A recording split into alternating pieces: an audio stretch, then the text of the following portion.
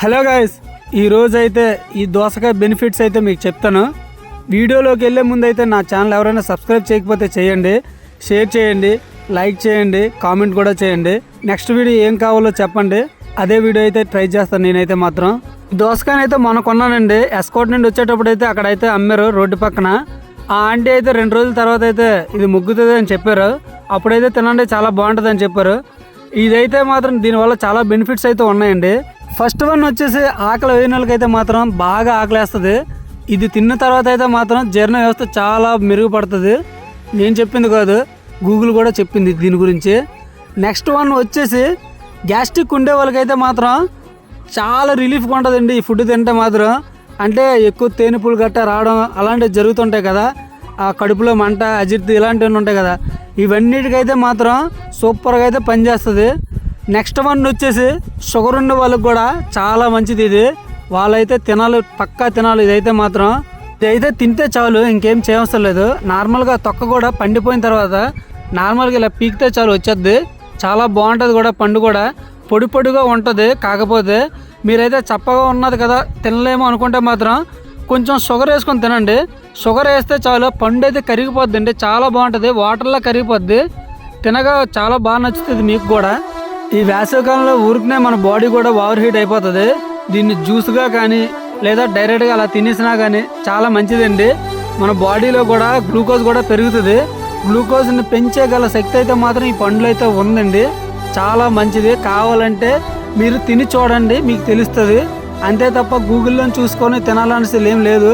లేకపోతే నేను చెప్పడం వల్ల మీరు ట్రై చేయాల్సిన అవసరం లేదు. తింటే చాలు మీ బాడీలో చాలా చేంజెస్ వస్తాయి.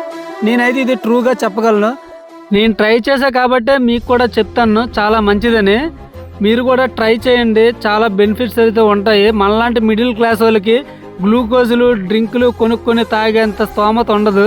ఇలాంటి పళ్ళు చవకగా దొరుకుతాయి, తినండి, పర్వాలేదు.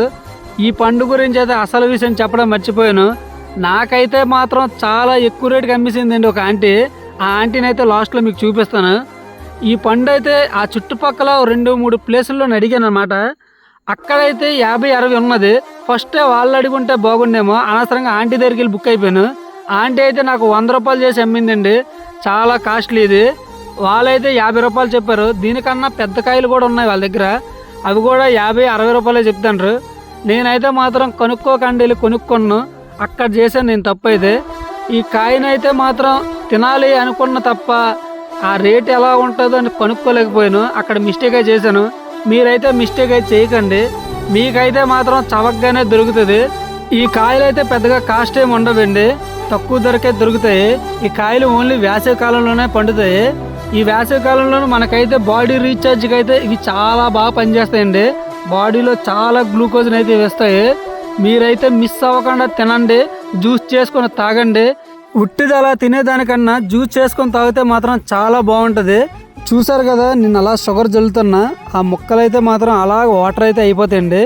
మనం ఇంకా దాన్ని జ్యూస్గా కూడా చేయవసరం లేదు, మిక్సీ కూడా వేయవసరం లేదు, ఆటోమేటిక్గా అయితే అదే జ్యూస్ అయితే అయిపోద్ది. చాలా బాగుంటుంది టేస్ట్ కూడా. షుగర్ జల్లుకొని తింటే మాత్రం చాలా బాగుంటుంది.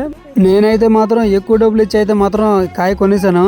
దీని కాస్ట్ అయితే మాత్రం 100 రూపీస్ ఉండదు, 50 రూపీస్ అన్నట. నాకైతే డబుల్ ప్రైజ్కి అయితే యాంటీ మాత్రం అమ్మేసింది, మోసపోయానండి.